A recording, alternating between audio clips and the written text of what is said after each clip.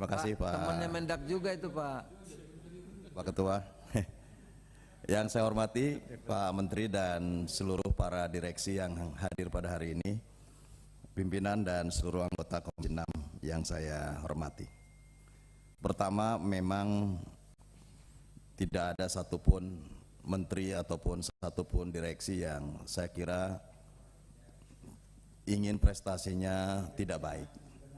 Artinya bahwa upayanya pasti maksimal, upayanya, ikhtiarnya pasti sangat keras. Pak Menteri pasti berupaya sangat keras. Keliling pasar saya lihat di medsosnya, meskipun kadang-kadang tiktokan gitu. Jadi upayanya keras dan seluruh direksi juga upayanya keras.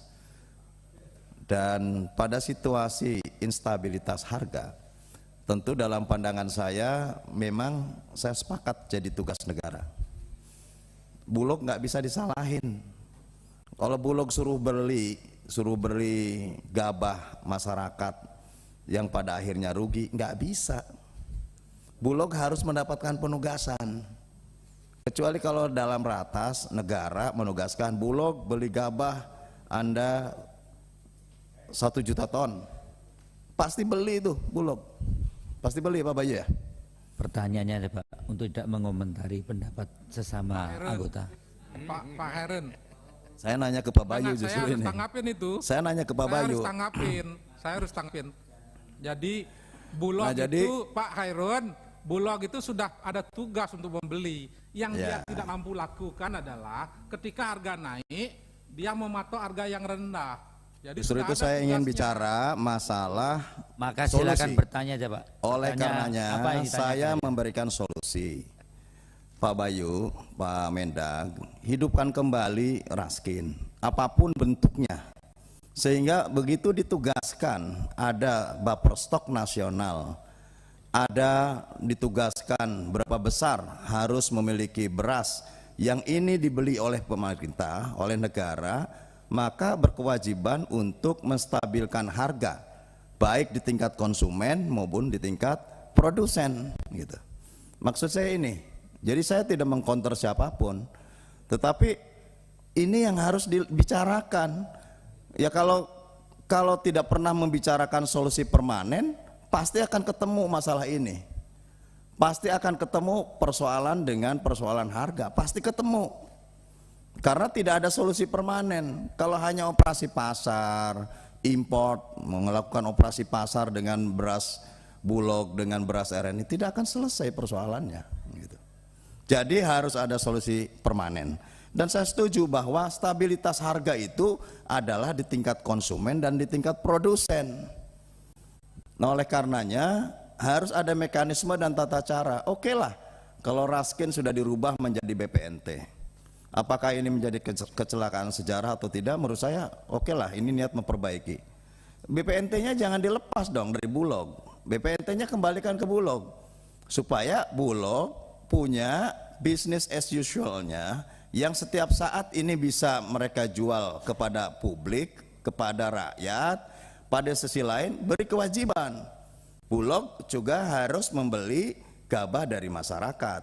Berapa persen misalkan kemampuan Bulog, sehingga juga tidak menimbulkan harga yang terlalu besar di tingkat pasar. Ini yang harus kita bicarakan gitu. Saya paling mudah memang untuk menyalahkan. Saya tahu persis, saya 8 tahun menjadi ketua panja beras kok gitu. Kalau selama tidak ada solusi permanen terhadap bahan pokok ini, ya akan terjadi terus. Setiap mau Lebaran, setiap mau Ramadan dan Idul Fitri, apalagi sebelum Idul Fitri dan Ramadan ada pemilu. Mungkin juga konsumen di pemilu lebih besar justru. Pak Menteri harusnya mengeluarkan data dong, mengeluarkan data seberapa besar sesungguhnya permintaan terhadap beras pada waktu pemilu dibandingkan dengan pada waktu Ramadan dan Idul Fitri. Coba dibandingkan. Kalau pada waktu pemilu kemarin permintaannya juga tinggi, bahkan double permintaan, ya double demand terhadap Ramadan dan Idul Fitri, maka ya ini pasti harga akan naik terus dan tidak stabil gitu. Nah ini tolong juga dikeluarkan data ini sehingga kita bisa mengukur, oh tingkat kenaikan harga bukan hanya persoalan El Nino, karena El Nino di cover dengan impor, tapi di cover terjadi juga persoalan-persoalan lain. Yang kedua, dalam pandangan saya, solusi permanen ini memang harus benar-benar dibicarakan pada level tertinggi. Gak bisa Bulog hari ini, nggak bisa. Ini harus diangkat ke level yang lebih tinggi. Harus menjadi keputusan presiden. Presiden harus memutuskan kebijakan Bulog kembali buffer stok 3 juta setiap tahun. Uangnya dianggarkan. Kemudian ada program yang kontinu, yang ini juga untuk menstabilkan harga di tingkat pasar. Saya tidak yakin kalau RNI, kalau PTPN, apalagi perdagangan Indonesia dan lainnya, saya tidak yakin mau rugi gitu. Kalau tidak ada penugasan negara, tidak ada penugasan pemerintah, saya yakin mereka tidak mau rugi karena mereka bisnis, mereka usaha, gitu. Nggak mungkin Pak Frans membeli beras 8.000 dijual 7.500, nggak mungkin. Kecuali penugasan. Pak Mendag harusnya mengangkat persoalan ini ke level yang lebih tinggi dan dibicarakan agar ini bisa benar-benar bisa dilaksanakan. Yang ketiga, di mana alokasinya? Ya ini bisa melalui dana cadangan pangan di APBN. Kalau nggak ada APBN-nya, nggak bisa juga. Jadi hajatan tahunan kenaikan harga, ketidakstabilan harga setiap tahun ini akan terjadi gitu. Nah, oleh karena itu saya ingin ada solusi gitu pembicaraannya. Betul, bukan pembelaan diri, tapi ada solusi. Kalau ada solusi ya dibicarakan di sini. Berapa sebetulnya butuh APBN setiap tahun untuk bisa menstabilkan harga pangan pokok masyarakat ini, supaya tadi arah dan tujuannya stabil di tingkat konsumen, stabil di tingkat produsen, supaya petani juga mereka merasa bahwa harganya cukup ekonomis untuk tetap bisa survive dan mereka tetap semangat untuk menanam di sektor pertaniannya. Nah, dana cadangan ini bagaimana ya di APBN? Ya ini menjadi keputusan politik. Kalau pemerintah mengajukan di DPR-nya, ya mari kita perjuangkan bahwa dana cadangan yang dulu dana cadangan itu dalam bentuk raskin 22 triliun, sekarang sudah nggak ada lagi. Sudah ada di Bansos, sudah ada di BPNT. Nah, kemana sekarang harus kita cari lagi?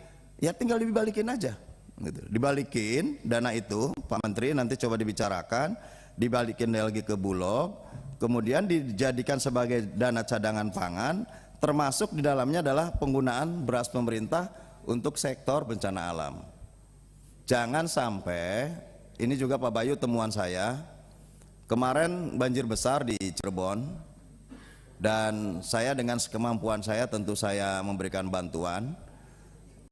Yang ironisnya adalah beras cadangan pemerintah untuk bencana, mekanismenya terlalu panjang. Dibutuhkan tuh hari ini rakyat butuh makan, butuh dapur umum gitu. Tapi yang terjadi apa? Yang terjadi bahwa beras cadangan pemerintah bencana untuk kabupaten sudah habis, maka harus mengajukan dulu ke provinsi, dari provinsi mendapatkan persetujuan dulu di pusat, mungkin sekitar 2-3 hari proses, orang sudah kelaparan gitu. Tolonglah mekanisme ini dibicarakan juga di tingkat pemerintah, bahwa akuntabilitas itu bukan karena persoalan waktu panjang. Akuntabilitas itu adalah betul-betul memang program dijalankan dengan tepat sasaran dan ya dijalankan secara benar gitu. Nah, oleh karenanya ini harus dirubah gitu ya. Yang terakhir, saya juga tidak ingin panjang lebar, Pak Menteri, ini kan susahnya kita ini menjadi dualisme antara Kementerian Perdagangan dengan Bappenas. Apakah tingkat koordinasinya sangat baik, kemudian diputuskan bersama, Karena kan dulu harapannya Bapanas itu kan ada di Komisi 6. Bisa sama-sama kita membahasnya bersama di sini. Tapi kan kemudian pindah di Komisi 4. Yang kita tidak pernah tahu apa yang dibahas oleh Bapanas di Komisi 4. Padahal juga mitra kerja BUMN terkait dengan pangan juga ada di Komisi 6. Sehingga kebijakan-kebijakan Bapanas juga kita tidak pernah tahu apa yang kemudian bisa mendukung, membackup terhadap pelaksanaan kinerja di BUMN, atau hubungan kinerja apa yang bisa dilakukan untuk bisa memberikan kemudahan kepada rakyat melalui kebijakan Bapanas. Ini kan nggak pernah tahu gitu. Mudah-mudahan nanti kita bisa sepakat bahwa kalau Pak Aryo Bimo masih di Komisi 6 bisa dikembalikanlah kepada Komisi 6. Supaya apa? Supaya kebijakannya nyambung gitu. Kalau sekarang kan nggak nyambung gitu. Nah oleh karenanya ini juga menjadi bahan pertanyaan saya, apakah memang koordinasi ini baik atau tidak? Sehingga betul-betul Bapanas ketika institusi ini berdiri, fungsi dan tugasnya memberikan dukungan penuh terhadap hak, terhadap kebutuhan rakyat banyak. Yang terakhir sekali Pak Aryo Bimo, saya tidak bermaksud ya untuk membenchmark sebetulnya. Saya hanya ingin bahwa pemerintah ada solusi permanen. Ada solusi permanen yang bisa disampaikan di sini. Bukan hanya sebagai pemadam kebakaran. Pada waktu terjadi kenaikan harga semuanya turun. Semuanya melakukan operasi pasar. Semuanya melakukan intervensi pasar. Pasar murah. Padahal hari ini mulai panen. Rakyat mulai panen, petani mulai panen. Petani itu kalau harga tinggi dia seneng karena harganya juga tinggi. Tapi kalau kemudian diintervensi lagi, petani giliran panen gua kok harganya turun gitu. Harganya kok menjadi murah gitu. Nah ini yang kemudian semangatnya turun kembali. Silakan ditawarkan oleh seluruh stakeholders yang hari ini hadir. Apa sesungguhnya solusi permanen, sehingga kita rumuskan solusi permanen ini dibahas baik di tingkat pemerintah maupun di DPR, sehingga menjadi solusi politik yang ini nanti bisa menjadi solusi permanen ke depan. Terima kasih. Assalamualaikum warahmatullahi wabarakatuh. Waalaikumsalam. Kami persilakan dari meja pimpinan. Ya, terima kasih Pak Bimo. Assalamualaikum warahmatullahi wabarakatuh. Pertama saya ingin menyoroti tentang